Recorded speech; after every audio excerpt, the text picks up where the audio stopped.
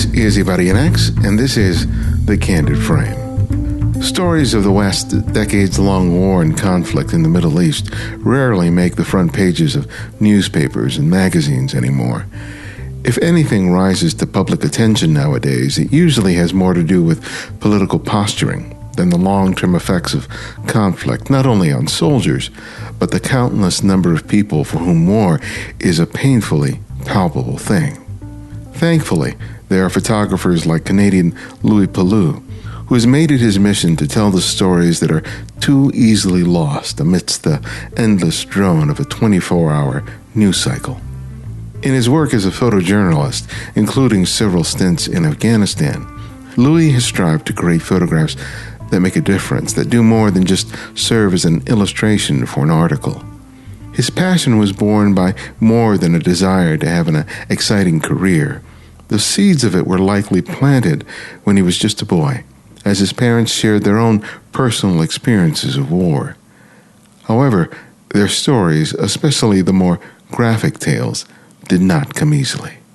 They didn't give up the information, the deeper part of the information.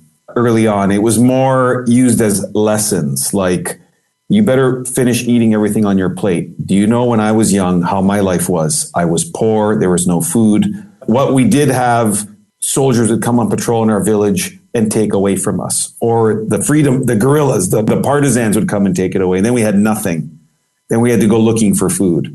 It was more those kinds of stories. But the stories where they talked about traumas and actual horrible things they've seen, those weren't told to me till after I'd covered Afghanistan. That's when I think my parents felt a little bit of an emotional space to not want to traumatize me, because I think they were traumatized. And that's when the real stories came out. And they were in their 70s and 80s by then. And it was the kind of thing where it was like, oh, why didn't you tell me these stories sooner? You know? And I could really feel an empathy level that I'd never really felt before. This personal documentary film, Kandahar Journals, captures the realities of war, but also the complexities that make such work a personal challenge, both physically and emotionally.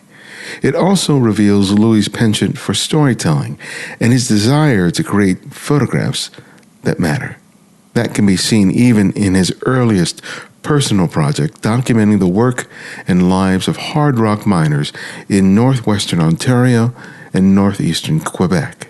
While he had originally imagined it as a short-term project, it wasn't completed until 12 years later. I thought, 1 month portrait project, amazing. Like an extended magazine assignment, I don't care about money, get in my car, I'll sleep. I used to sleep in my Jeep in the parking lot because I couldn't afford a hotel. In the morning, the miners would come knock on the window of my Jeep. Like, it'd be all fogged up because because of me breathing inside the Jeep and the time of year. They'd knock on the window and I'd wake up and I'd go into the change room, get changed, go underground every day. So it's like living like the homeless guy out of my Jeep. But, I love the craft. It was film, old school days. I'd be processing film in my mom's laundry, so back at her house. So, yeah, I did it. And I didn't know what I was doing. I had to learn technical stuff. I had the basics, but this is like going from the farm team to the professional league and skipping all the training in the middle. We'll talk to Louie about his time in Kandahar and the role that sound played before and after. And we'll discuss how his time as a DJ inspired his interest in social justice. Welcome to The Candid Frame.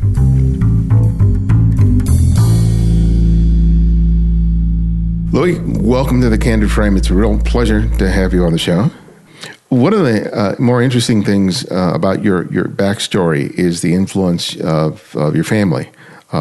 Basically the stories that were told by your parents, who were both born during World War II and experienced the war as children.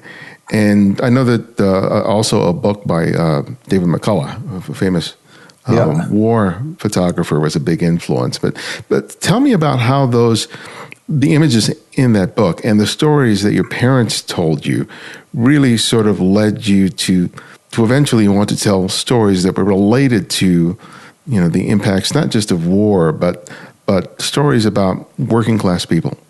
the way this kind of all came about is was sitting at the kitchen table every night and I would hear stories about World War II. And basically I had to imagine them. And as a kid, imagining things like the reality of how I understand war now was very, very, very difficult. I think the first time I really started being able to imagine your experiences were through photographs and books. And this happened in the library. Actually, I started seeing photographs and I was mesmerized. I couldn't stop looking at books from World War II. And I think I was too young to understand, but there was definitely, especially hearing from my sister who's 8 years older than me, there's an obsession with it. I was obsessed at looking at photographs of war, images of war, including artwork, actually.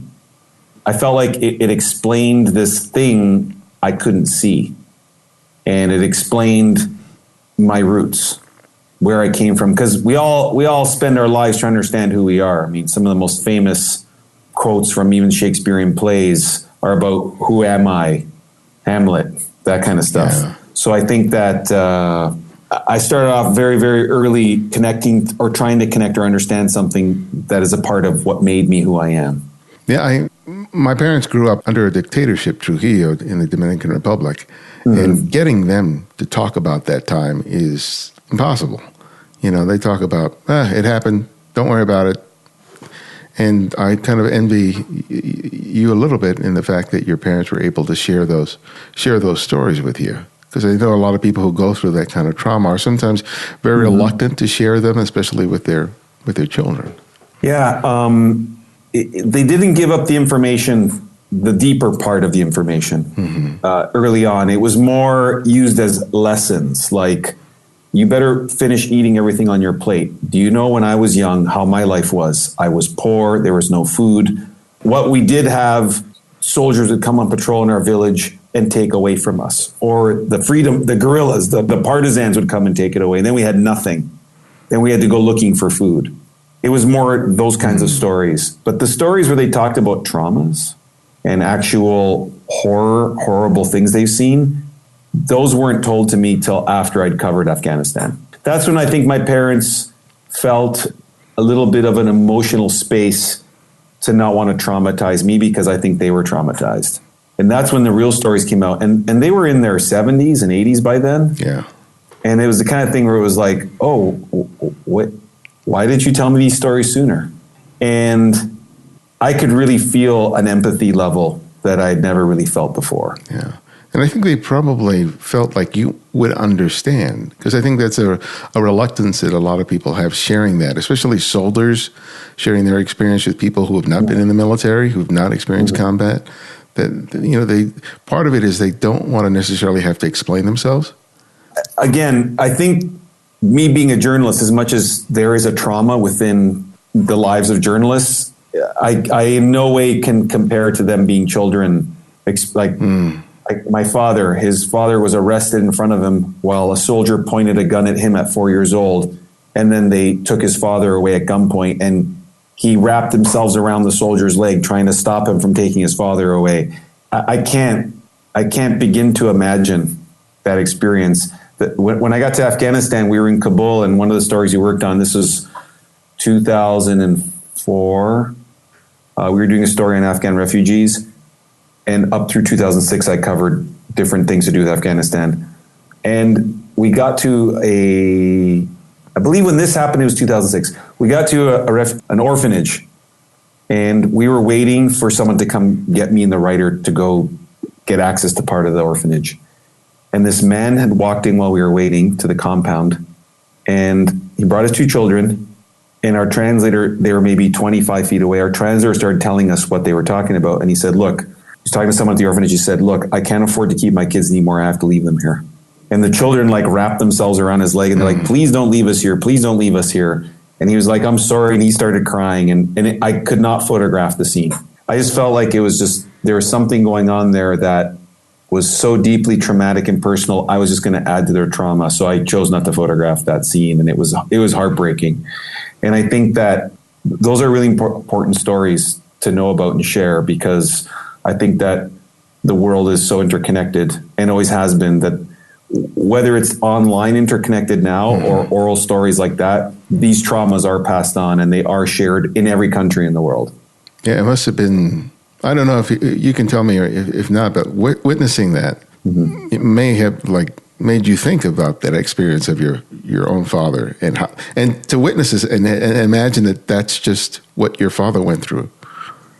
Yeah. And I think what happened is that I started looking around. More was on the streets where kids were playing, because one story my dad told me was when he got me a soccer ball, he said, "I'm really glad to give you this soccer ball. When I was a kid, we used to take our socks off and put one sock into the next sock, into the next sock until, it was this ball of I can't imagine who had to put the sock back on. That was the outer, he put it on, he could fit 3 of his feet in it. And I loved the laughter part of it. But then they'd play with bare feet or put their shoes back on with no socks. And I'll tell you, judging by the descriptions and the photographs I've seen, those are not the shoes that you could wear without getting like blisters for playing without socks in the winter in Italy. And it's just one of those beautiful moments that's tragic and humorous and full of joy all at the same time. And I think that it's those stories. And that's when I was on the streets of Kabul, I was like, wow, is that what my dad looked like? Because they were dirt poor.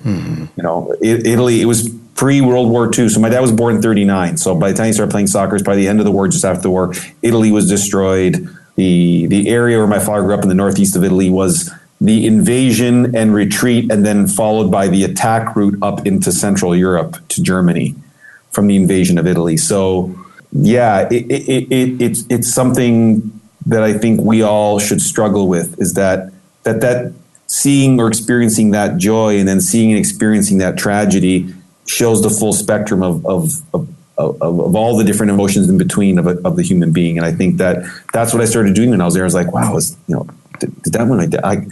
I don't differentiate. I don't care if someone's Afghan, Italian, African American, whatever. We're all humans for me. And that experience, I had a lot of emotion over it. It was very, very tough.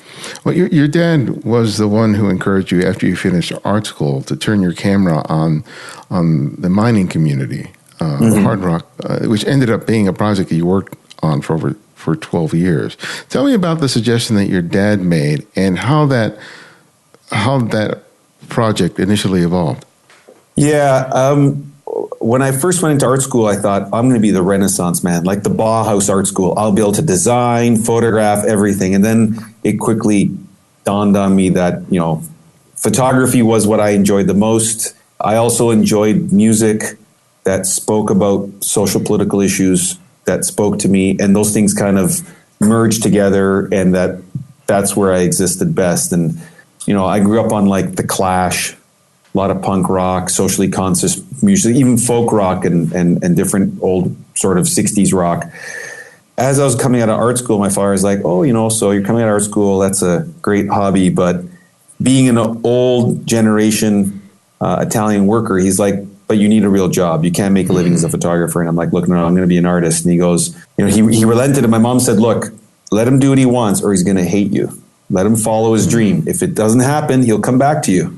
And so he went with it, let's say. But he would poke fun at me like, you're an artist, you don't have a job. And then when I graduated, he said, hey, look, since you don't have a real job, I have a project idea for you to photograph people with real jobs. And he was working up in a mining community. He was working in a marble quarry, but there's a mining community where they mine gold in a traditional underground mine shaft type of mine that was like maybe 7,000 feet deep and very dangerous. Unions, labor history, social political history. A lot of immigrants worked there and had all these amazing layers. And I swear it was a great project, but I could not have taken the most difficult project ever in every way. Cost, logistics, visually. I may have just been an intern to Mary Ellen Mark, but being an intern and then actually being Mary Ellen Mark is 2 other different worlds. So basically, I just kind of jumped feet first in the fire. And I struggled like hell, but I don't really remember that as much as I remember all the great breakthroughs that I experienced and meeting all the amazing people that I experienced. So I did that. That was my dad. And I thought, okay. And then I thought 1 month portrait project. Amazing. Oh, yeah. Like an extended magazine assignment, I don't care about money. Get in my car. I'll sleep. I used to sleep in my Jeep in the parking lot because I couldn't afford a hotel. In the morning, the miners would come knock on the window of my Jeep. Like it'd be all fogged up because because of me breathing inside the Jeep and the time of year. They'd knock on the window and I'd wake up and I'd like go into the change room, get changed, go underground every day. So I was like living like the homeless guy out of my Jeep. But, you know, I love the craft. It was film, old school days. I'd be processing film in my mom's laundry, you know, so back at her house. So yeah, I did it, and I didn't know what I was doing. I had to learn technical stuff. I had the basics, but this is like going from like, you know, the farm team to the professional league and skipping all the training in the middle. Yeah. Well, the technical stuff is relatively easy to pick up, but gaining the access, I can't imagine how people were looking at you, some young kid with a camera who says, I want to go down here hundreds of feet below the ground and take some pictures. How did you? Well, I think they thought I was insane. Sorry to cut you off. They thought I was insane, the miners. And the joke was, but I think they really meant it was, why would you want to photograph us? We're dirty, old, big, fat guys working on, I'm quoting someone from that time, working in a mine. Why aren't you off in their mind? And this is what they're saying. Why aren't you off photographing something more beautiful, like in a tropical country on a beach, or, you know, this is sort of their idea. Like, why are you photographing us? Why are you coming? You know, in the winter, it's dark at 6 a.m. when you go underground.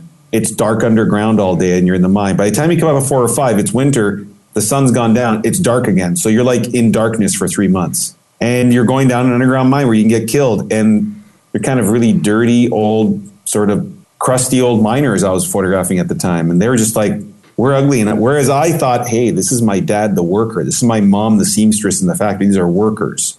You know, I grew up on, you know, the Farm Security Administration, you know, looking at those photographs. Mariel and Mark, I interned to Mariel and Mark for a whole summer. And I looked at, like, yes, Don McCullen and Susan Meiselas, Dorothea Lang, all those photographers. And they made a huge impact on me. And I really loved the idea of being an artist. And, because photography to me is an idea. It's a way where we transfer and share and use ideas to live every day, either by challenging something or learning something. And the kind of photography that I enjoy challenges me to think. Yeah. You know, what do I believe in? What is wrong? What is right? What do I need to learn more about? What do I need to challenge myself with? What other world do I need to imagine so I can understand people in some place else or in another situation? And that's what photography, like Gordon Parks, is phenomenal at that. So this is what was important to me. So where did you being a DJ fit in the timeline? Oh, you know, where did you find that information? You digger. I dig, yeah. Well, it's funny because we're about to have a little reunion in Christmas. Me and a bunch of old friends are DJs. So I always loved music. And I think that might have came from my mom, because she always played not the music I eventually got into. She played more traditional Italian music, whereas I'm playing like heavy metal and rap and alternative music. I think I just like music for the sake of, hey, that sounds cool and I like that. And I was too young to really figure it out. But I think what ended up happening is, I guess when I got to high school, I discovered things like The Clash, Black Flag, Dead Kennedys at first. But I think the pinnacle record for that was Public Enemy. It Takes a Nation of Millions to Hold Us Back. I heard that record. I'm like, whoa, this is just cool beats. They had phenomenal sound. Yeah. But they're mad. They're going to call people out that none of us really thought of calling out, like Elvis. They're going to say it. And it was new. It had energy. And I thought, and I'm into this, man. I felt like when you go to a club, there's all these different personalities and bars and clubs, all these different ideas, lots of artists and creative types of all kinds. And that for me was like the new Paris, you know, like the cafes in Paris where Picasso and the artists would meet. Alternative bars were that for me. And I just started thinking, well, I could really play the music I like. And it was about ideas. Music as well, just like photography and any art, is about ideas. And that's what music became for me. And it became another expression of my ideas. And also I just was interested in the creative process. Like, you know, technically a song is vibrating air. It's a bunch of different things that sound is vibrating air. And how do you go from nothing to say, and I like classical music, say you go to Vivaldi's Four Seasons. How do you go from nothing to that? Violins, strings, cellos. How do you go from nothing to Led Zeppelin 4? I mean, how do you even start? And then there's the complexity of the language and the writing. And so that really interested me. And I am a terrible musician, by the way. I only passed grade 9 music because a music teacher said that I was so horrible he never wanted me to play again, that I had to promise that I would never take a music class again if he gave me a 51% to pass me through the class. No. He was a great guy. I just could not apply myself in music. It was photography. Yeah. So DJing again became this, and to this day I see several live shows a week. It is an experiential thing where people using an idea, music as an idea, can take you somewhere else and teach you things. Yeah. It might be as simple as, hey, I like to be in love, or hey, that is an injustice that we're going to fight. And I love that about music, and that's what I love about photography as well. So DJing became an extension. I still have DJ friends. It's funny, this is the first time someone asked me about this in a photography interview. That is my private little world. That's where I go escape. When I want to take a break from photography, I go online, I find a band, I watch them on YouTube, and then it rabbit holes to other bands I've never heard of. And I start making little playlists, and I've seen bands where there's only like 10 people there. And it's the one thing that turns my mind off from photography, and I can take a break, actually. When you were in Kandahar and in Afghanistan, did you listen to a lot of music to be able to get you through? Tons. And this is sort of the beginning of iPods, 2006. I remember there was this kind of iPod that you can only shuffle or go one after another. So if you liked a song, you're like, it had no screen. You're like, oh, I think it's 20 more songs, and it was like was it even a gig? I don't even know if it was a gig. I think it was like 512K, I think. It was crazy, man. It was just like, okay, I got 20 songs on there. At least I don't have to carry the Discman around with 10 CDs, Or, hey, I go back to cassettes with Run DMC and the Ghetto Blaster. I'm old enough, I'm 50, so. Yeah, same here. I had one.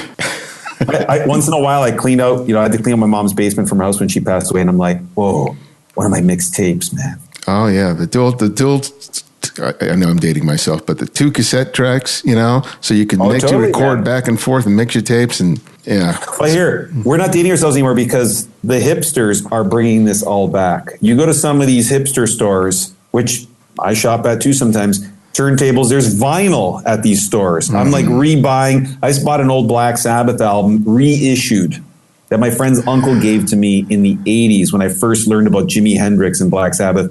Old vinyl, and it's like, I got to get a turntable with USB. That's the best part.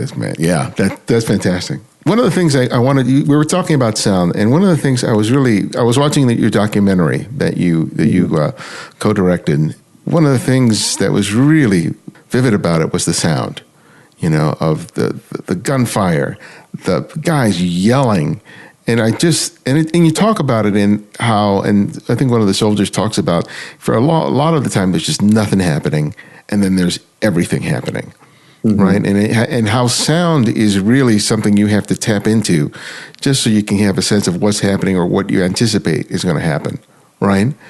And I wonder what it's like for you to be in a place where you are so sensitive to sound, and then you get back home, and the sounds are sort of completely different. I know it's very jarring physically to go from Afghanistan to being in New York or Los Angeles, but with respect to sound, what's that like to go from one environment where you're so sensitive to it to another one where it's just all this sort of noise?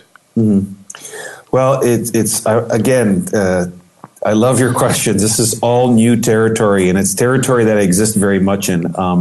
When I made Kandahar Journals, the visuals come, it's a lot of hard work to do the editing and the organizing, let's call it, or shoot visuals for the film. But the sound, I worked with an editor who really appreciated sound in the editing process. I learned a lot about the sound of war when I was making a lot of that video. I shot a lot, I record a lot of audio. I learned how to aim a recorder like a camera at things that make sounds as well. And I worked with a sound designer who was pretty phenomenal, and Daniel Pellerin, he's in Canada.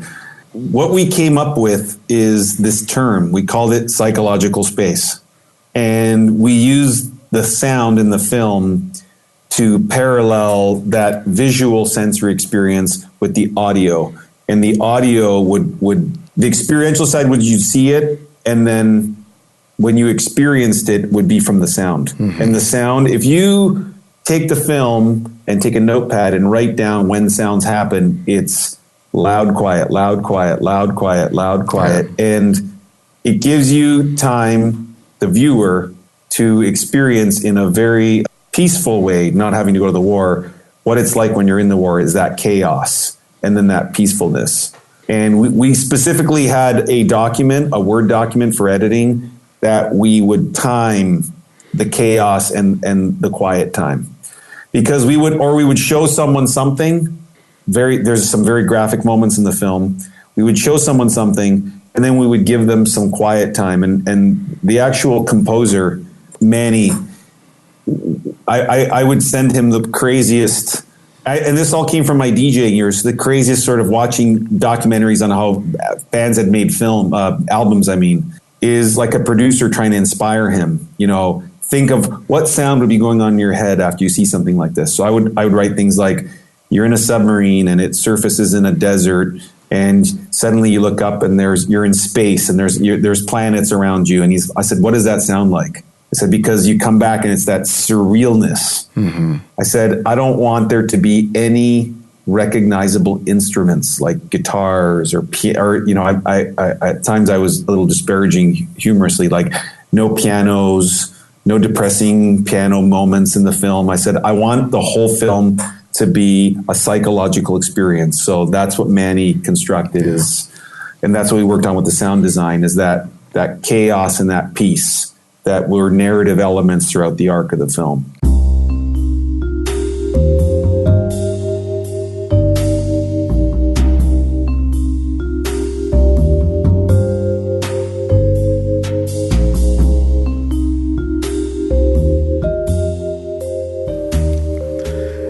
As I put together the schedule of guests for next season, I'm a little bit overwhelmed by the countless number of photographers that I have to choose from. Some people I've just discovered, while others have been on my list for years. And as I think of the 52 slots I'm trying to fill, I feel an incredible responsibility to you. You see, I'm always trying to bring a diversity of voices and ideas to the show, while also providing stories that can encourage and inspire you, not only as photographers, but also as people. Because as much as I love talking about photography, there is something so special about people attempting to be their best, especially when faced with difficult and challenging circumstances. I think it's important to know that great photographers are made from more than just talent, entitlement, and money. In so many of the stories that we've shared over the years, it's been about embracing a calling that just can't be denied. It may seem easy, and it often isn't, but the hundreds of photographers that we've spoken to demonstrate that it's always possible and that there is no singular way of getting there. And I want to keep doing it, and I could really do with your help to make that happen. We're working towards our goal of 100 new Patreon supporters, each of whom commits to a reoccurring donation of $5 or more a month. We're past the halfway mark, and your donations are going to make the episodes leading up to our 500th possible and special. So if you haven't already, please take the time today to become a Patreon contributor for as little as $5 a month. You've been thinking about it, but today is the day you do it. Thank you.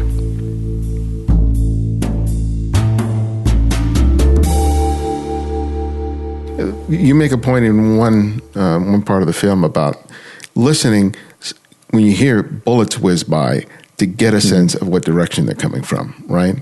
And I can imagine that just that mindset is absolutely necessary for survival. But, when you come back home, turning that off, right, that transition is what I'm really sort of curious about. I know you probably never really thought about it, but watching the documentary, it's something that really came to mind for me. I think that what ended up happening is over time, there are things that went away. Experiences. I never really had any bad dreams. I was very, very lucky. But there are moments that I still remember. And I think it's just me always trying to process them in a very healthy way of processing. Like there's this one battle I was in where a machine gun was firing right near me. That scene rolls through my head all the time. I understand it. I can manage it now. I never used to be able to manage that stuff as well, but now I can manage it. And some things fade away and you're like, oh yeah, you'll see a photo or you'll hear something similar or smell something and be like, oh, that, and I'm good at managing that. But I think that there are certain things that, again, there's this one battle I was in where I remember this one sound of a machine gun firing that, can repeat a few times a week in my head or a few times a day or not for a month, but it is there all the time. You talk in the film about some images that you made of a suicide bomber, and that was really sort of a critical moment for you in terms of how you not just chose to document, but in terms of how you your own humanity. And I wanted to explore that a little more. Why were you so moved by something so brutal to the point that you felt like it really should have shifted the way you perceive something? Yeah, I think everybody, I want anyone listening or watching this to understand that there are a lot of bad things that happen in war zones. Some don't affect people. Some heavily affect people. And even the people who are affected can be affected in a lot of different ways. And some people can handle it and work through it, and some people can't, and some people eventually do with the help of other people. I don't think I was ready I thought I was, but I don't think shocks. Like when you think you go somewhere and it's like, whoa, that's a head in the middle of the road and you can smell burned, dead human. I think that some people can have something in their mind that turns on, and sometimes it's a survival, or sometimes it's your mind's trying to process it and it can't. It's working overtime, and it'll work and spin and spin and spin. And these are all, I'm using examples of metaphors. There's nothing actually spinning in your head, but thinking of it like a machine trying to work through something, and it can't. And you're like, but that doesn't make sense. It's like, in some ways, you're rendered almost to like a child where, when your kid says, but why? But why? Mm-hmm. And then, it comes down to that primal sense of survival, and it comes down to the fragility of life where you're made to understand, wow, why would someone attach a vest on themselves and blow themselves into a million pieces? And I think that can create a puzzle that you can't put back together in your mind, and you can stay frozen on that. And so for me, I think that I experienced this blown up suicide bomber in legs and in sounds of the flesh moving around as the police picked up. They had his dead skin mask and they were moving it around. It was like the face had blown off the skull, and they were holding it beside like an ID photo of suspects, trying to like compare, like, oh, does this look like this suspect we're looking for? And it was just an experience that just, the smell stayed burned in my mind for days. Like I could smell that meat. My mind is like, oh, I've never dealt with this before and I don't know what to do with it. Yeah. So after your first trip, you mentioned in the film that you came back and you saw the press coverage, and there was a big disparity between what you had witnessed and what you were seeing in magazines and publications here. And that spurred you to go back. Why do you think there was such a disparity between what you were experiencing and seeing there and documenting with your camera and what was being seen in the American press or the Canadian press? I think that even in the internet age, watching things unfold and saying, hey, this attack happened, this leader was assassinated, and then getting that back to us who are busy with all our stuff, like, say you're in California and I'm in Washington, and maybe that's not a good example, but I'm worried about my mayor, you're worried about your mayor, and you got your life in California, I got my life in DC. And by the time that information I'm reporting on filters back to you through all those very relevant daily life things that are pertinent to you personally, by the time that picture forms to what's actually happening, can take some time. I think with a war, you add more complex layers. So basically with a war, there are inaccessible places. So, I mean, I'd say, when we go to like 2008 Iraq, the idea of a group that in some ways people now perceive as more diabolical than Al-Qaeda, more absurd in sort of its application of terror than Al-Qaeda seems incomprehensible. But look what I mean, they're like been described as a doomsday cult. And I think it's that, there were people who were talking about, they didn't know they were going to be called ISIS or what they were going to look like or what they were going to do. Mm-hmm. But there were people talking about that I knew that were going to end up turning into a group like that they were talking about it. And I just think it takes time for the events to turn into an actual reality. And I find that the disparity between watching things unfold and envisioning them when you're in the moment covering it, and then it forming into facts and ideas back home in people's minds in their daily life somewhere else where it's a completely different reality, are usually a year or two apart.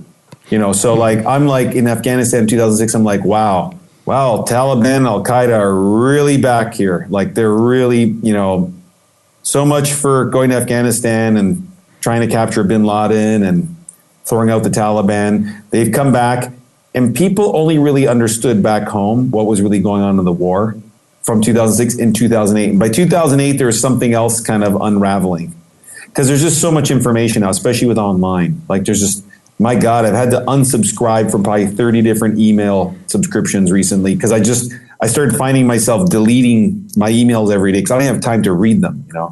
I usually in the morning all of us do. You go on Twitter, go through everybody. I've got a little thing I do every morning, little session. I read the Washington Post, Quartz, some random Twitter stuff depending on what the headline is. And then there's not even time for me to read about, say, hockey. I love hockey. I just have to not read. I just don't have time anymore, But what did you hope to do when you kept returning back that you felt like you hadn't succeeded doing in the first time around? Well, I don't think I really knew why I kept returning while I was returning. I just thought, hey, I feel really emotional covering this war. And all along it was getting that wisdom I think my father was trying to impart on me, but couldn't truly share that trauma from the war. Mm-hmm. I didn't realize it till later on. I realized it while I was making the film because Jennifer Batechwal, who's a phenomenal filmmaker, was my mentor. And she kept pushing me like, why did you keep going back? Why did you keep going back? And she kept pushing me in a way where it was like, she was trying to help me make that discovery on my own, because that is the best kind of discovery, when you discover it on your own instead of someone just showing it to you. I had to work for it. And she made it really, really hard in a lot of different ways. The way she asked, and the way she posed the question, and she kept posing the same question in different ways that forced me to come to that term. Unfortunately, by the time I really understood it, my dad had passed away. So it was like, I'm like, oh, now I get what you're talking about. Gee, oh, man, biggest regret in life is I couldn't say, Dad, I totally know what you're trying to teach me or explain to me, and I know you just couldn't put it in words, or you didn't want to share it because you didn't want to traumatize me too, but I totally understand what you're talking about now. It's kind of bittersweet a little bit. I'm at peace with it now, but for a long time it was like, what are you trying to, it's that, I think every daughter or son has that with one of their parents, where they're like, look, man, I know what I'm talking, I'm smart. Look, I got a PhD, or I don't, but I mean, just using an example. I've got all these things. Don't try telling me that it's like that. I know I'm smart. And then you're like, wow, I'm not smart. The wisdom, experience, and time is something you can't just learn. So you think a big part of that was just trying to understand your father? My father, and who I was shaped by, and who I am now. Because, as a small person, you have this mind that is a giant sponge that people just put stuff into. And you may not totally understand it. Like, when your father tells you a story about his best friend who was in a death camp pretty much in the Second World War, you're like, oh, death camp, okay. You can like check the boxes of the facts of what a death camp is, but you don't understand deeply as an adult what a death camp is. Yeah. I can imagine that someone's listening to it right now and go, counseling is a lot cheaper and you don't have to have bullets flying at you. I did counseling too. I did about 2 years after the war. So I think everybody goes on a journey. I think that we're all on some kind of journey. Some people's journeys are within their own neighborhood. I can't think of her name right now, but there's a phenomenal photographer. I believe she's Dutch, and she did a project in LA in one of a poorer neighborhood. I don't like using the word projects, but let's just say it's a housing, like a government housing. Their Section 8 housing is what we call it here in DC. It's sort of lower income housing. That's the term I prefer. I think it's called Imperial Courts. Yeah, in Watts, right, yeah. Yeah, this is a photo project. It is awesome. Now, so basically she photographs these people many, many years apart and has them talk about the project online years later. Some of them are no longer with us. It is a very powerful project. So I think that I had to go to a war zone, but some people just go down the street or to the next building. I can't think of that photographer's name, but if you look up Imperial Courts photo project, it'll come up. It is a fabulous, I mean, I think I'm like, there's very few times where I'm like, whoa, do I wish I would have shot that project. Yeah. That is an amazing project. That's commitment. So, and I'm just using it as an example that sometimes your project's on the moon. Sometimes it's a concept, it's shapes, it's abstraction. Right now I have a project on the side. It's building an archive of work and historical materials of abstract photography, abstract photographs and surrealist photographs by women. Just because I got interested in it and I started it. It's called Archive 192, and it's just something I have on the side that I can do outside of my own photography. But so I think we all have a journey, and it can be close, it can be far, it can be in our minds, it can be physical, it can be within ourselves, and we all have to go on it. Mine just happened to be in that case, because when I covered Mexico, which took place in parts of Southern California as well, in the drug war, that was me dealing with growing up in an Italian neighborhood that had a lot of organized crime with it. But I couldn't photograph it because my family get knocked off. So for the project that we initially talked about, the mining project, it took, as I said, it took about 12 years. And you worked with an editor, John Morris, in terms of putting together an edit of that. And, he had a lot of experience in terms of editing. And I'm wondering how that process helped you to think about your photography when you go on assignment for other stories. So John Morris, I mean, I'll be honest, I went to art school and I was kind of like, my girlfriend will like this. It's kind of like a little bit of a wild animal. Like I didn't want anyone to tell me how to do, or I don't want to be controlled, or I love art and I like Don McCullen and I like, painters. I can't pick one because Hieronymus Bosch. I love those two worlds, but they could never be together, but they could actually eventually. But so I kind of just did my own thing. I did the Miners Project, and I'll be honest, I'd never worked with a photo editor. When I would work on the mining project, I was just shooting. I just thought, take pictures. That's it. Just keep making a pile. I got offered a staff job at the Globe and Mail, Canada's national newspaper, kind of like the New York Times of Canada. And suddenly I had 6 photo editors, from none to 6. And suddenly I understood that I was thinking more like a gallery show that was a little more conceptual, less structured, less literal, not having to build sentences with pictures, so to speak. As I worked there, I started learning things, and they were really important for me to learn. And that was the next phase of my growth. Is I had a director of photography, Erin Elder, who was phenomenal, and Patty Gower. She was a fellow staff photographer who, to this day, I'm on assignment. I'm thinking, how would Patty have done this? This is a real problem.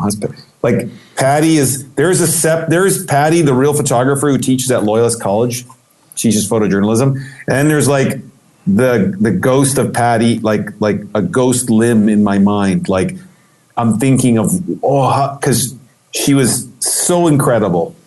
The way she would approach, we had to do 400 assignments a year. I'm telling you right now, you run out of, your bag of tricks wears out fast. Portraits, business portraits, assignments, red carpets at film festivals, sports. I mean, spot news, murder, everything. Foreign assignments.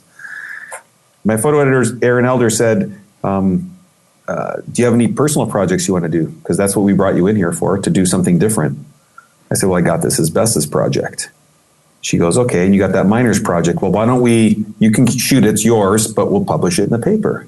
And I thought, oh, this is great. Like that Louie art world and the editorial world were going to come together.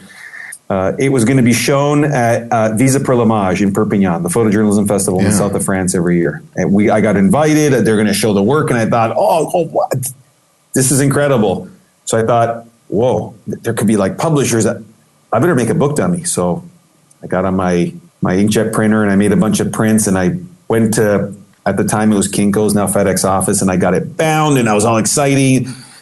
And I got to say, I just thought, hey, this order works. I was about to say, my humorous side, cool. So I get there and I'm like, wow, there's David Douglas Duncan. There's, so-and-so and all these different photographers. And I was meeting people I'd only heard about. I had just taken a workshop with another one of my great mentors, who actually lives in San Francisco and teaches at Berkeley, who I took a book publishing workshop with.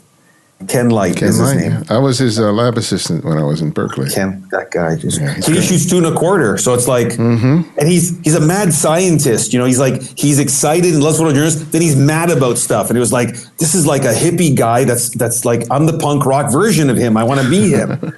So I get to Perpignan, and not everything really sunk in what Ken taught me. So I get there with this book dummy, and I'm showing it around. And I think it was more like greatest hits organization. So my friend goes, hey, Louie, I heard you have this book dummy of these photos. Can I see it? I said, yeah. And I give it to him, and he goes, I'm going to show my friend John. And I knew who John G. Morris was if someone said John G. Morris, like, that book, Get the Shot. Otherwise, when he said John, I was like, let's go get a beer. So we're at this patio. David Douglas Duncan walks by. I mean, it's, I'm living the dream. There's John Stanmeyer's over there. I mean, I'm having a beer, and I'm like, whoa, this is incredible. This is what I always hoped for. So some time passes, and I'm maybe 2 or 3 beers in on the patio. And another friend comes and goes, Louie, I heard you have a book dummy here. Can I really take a look at it? That, there's a publisher over there. I'm like, and I look over, and there's this elderly man sitting down with his legs crossed, flipping through my book dummy. And I'm like, oh, that's that John guy. My friend open hand slaps me, like hard. And I'm like, what the hell? He goes, dude, that's John G. Morris. I'm like, John, who? He goes, Robert Capa's photo editor, New York Times, Washington Post. I mean, the most legendary photo editor ever. I'm like, and he could see I was terrified. And he goes, look, we're going to go down the washroom, splash some water on your face. We're going to get a coffee at the bar. You can go talk to him. So I did that. It was like out of a movie.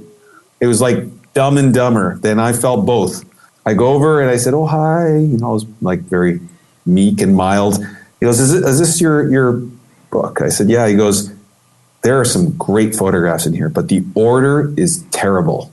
And he said, do you mind if I take the binding off, spread out the photos, and do a little edit? Wow. And it was like, the humorous version of this, I crash all the glasses off the table, but we cleared the tables as fast as we could. And he did this edit, and it was like, whoa. And it all came to sort of critical mass, like, this is, I think, what Ken tried teaching me, what my photo editors are trying to impart on me.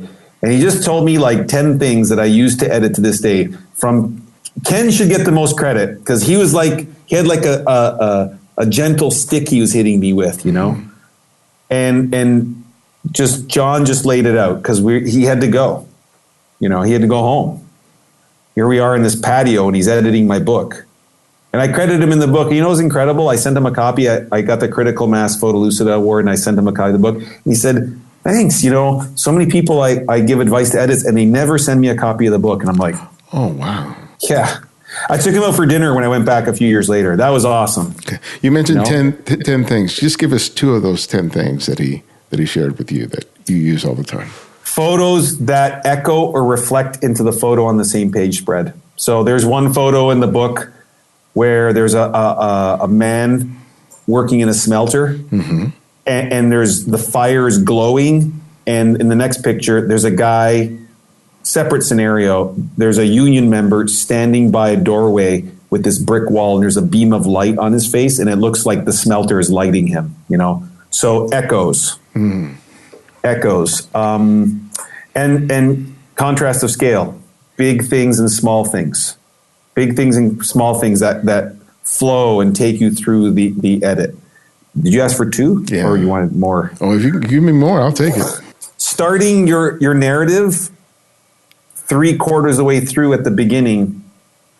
Okay. So it creates a mystery, and then start back at the beginning and then explain it up to that point again, and then take them to the final explanation, but only a partial part of the 3/4. Just like writing a lot of movies start that way, yeah. actually.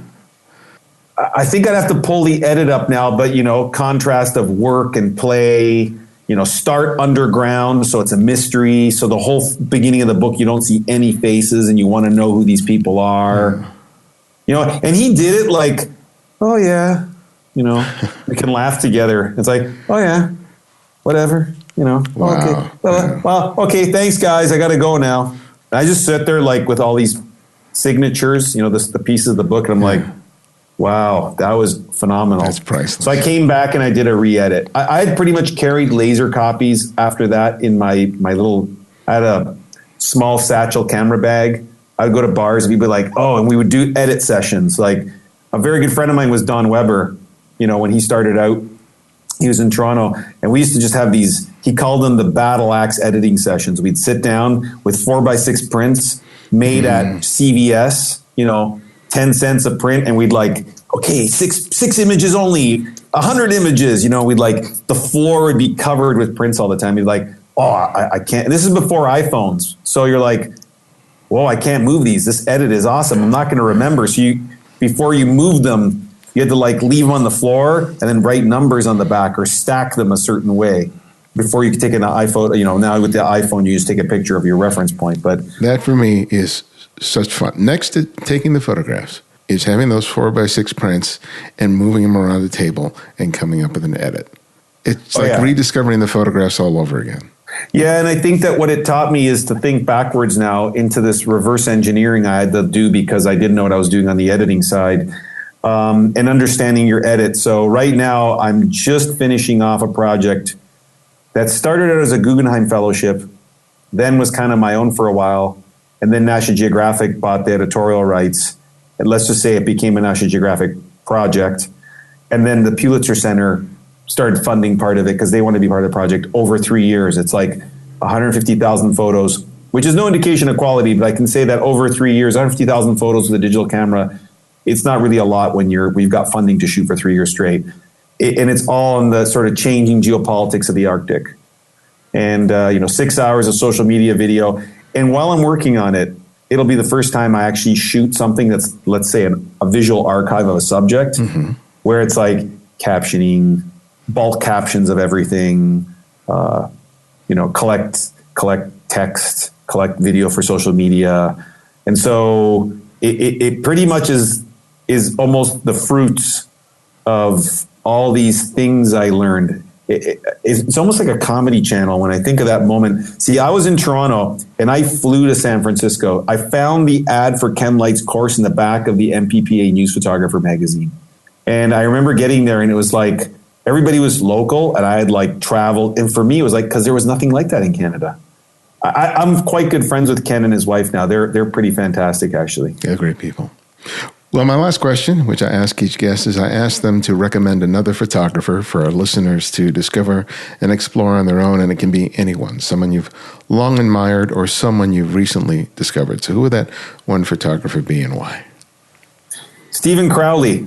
Stephen Crowley, first because I'm helping him edit what I'm hoping is going to be a book, and second because Stephen has covered, he just retired from the New York Times. He was in their Washington bureau, and Stephen has photographed politics in Washington, D.C. since Reagan. He started his career covering West Palm Beach in Florida, covering early politics, I believe in the 70s, as a photo tech, came to Washington and has covered politics and ended his career covering West Palm Beach with the current president. Wow. that's an amazing range. Send me an email and I will connect you to Stephen. He is a great person, tons of wisdom, and he shot manual focus. I'm going to give you a couple of secret details you can ask about him. He shot manual focus all the way to the end of his career, even with autofocus cameras. Wow. He talks about an era when, the newspaper would need a portrait of the president, and he'd call the press office, say when Reagan was president, hey, we need sure, come by in an hour and a half. Things have changed. Things have changed. He also is also that photographer that breaks genre. He's not I'm not speaking disparagingly of wire photographers, because they have very skilled, and there is a very important role for what they do. But he's definitely the kind of guy who would shoot medium format film in the digital age for just to tell the story in a different way. And he really is probably one of the best political photographers in the history of this country, if not the world. Yeah, I would love to talk with him. So, yeah, put me in touch. Send me an email, I'll connect you. Well, man, Louie, thank you so much. It was really a real pleasure to talk with you. Sorry for all the delays and stuff. Just crazy times.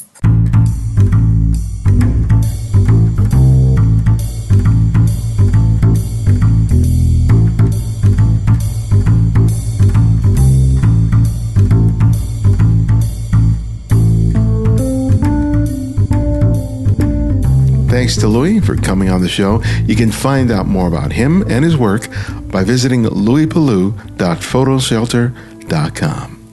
And some of you may not know that I have a YouTube channel where I discuss different aspects of photography, from lighting, composition, and a whole lot more. I do this with the help of listeners that submit their images to the Candid Frame Flickr pool. It's an opportunity for us to see each other's work and provides me a way to discuss my ideas and approaches to photography. You can check out the TCF Flickr pool and our YouTube channel by clicking on the links in the show notes and the website. And my new book, Making Photographs, Developing a Personal Visual Workflow, is now available. If you feel stuck or are struggling with making good images on a consistent basis, this book is for you. I believe it can and will help you to learn a new personal way of seeing. You can order the book today. And when you place your order from the Rocky Nook website, use the promo code Parello40 to receive 40% off the list price. Check out the website and the show notes for the link. And if you want to keep up with all things Candid Frame, sign up for our mailing list and you'll receive 3 free copies of my previously published ebooks. And if you like what you're hearing on the show, please take the time to write a review in the iTunes store, as it helps our ranking and helps spread the word. Thanks to Jerry Babushka and Brother Ray from the U.S. for their 5-star reviews. You can also support the show by making a monthly contribution through Patreon, or you can make a one-time contribution via PayPal. You'll find the links for both in the show notes and the website. Thanks to Stefan Berl, Paul Johnson Edwards, Matthew R. Jolly, Gustavo Mirabile, and Jeffrey Nisler for their recent contributions. I can't thank you enough. And if you want to easily access every episode of The Candid Frame, download the Candid Frame app. It's available for both Apple iOS and Android, and it's free. Download it today. You'll find it where everything else is in the show notes or the website at thecandidframe.com. The Candid Frame's audio engineer is Martin Taylor, who you can find at theothermartintaylor.com. The show's senior producer is Cynthia Parker, and our music is from Kevin MacLeod, whose royalty-free music can be found at incompetech.com. And this is Ibarian X, and this is The Candid Frame.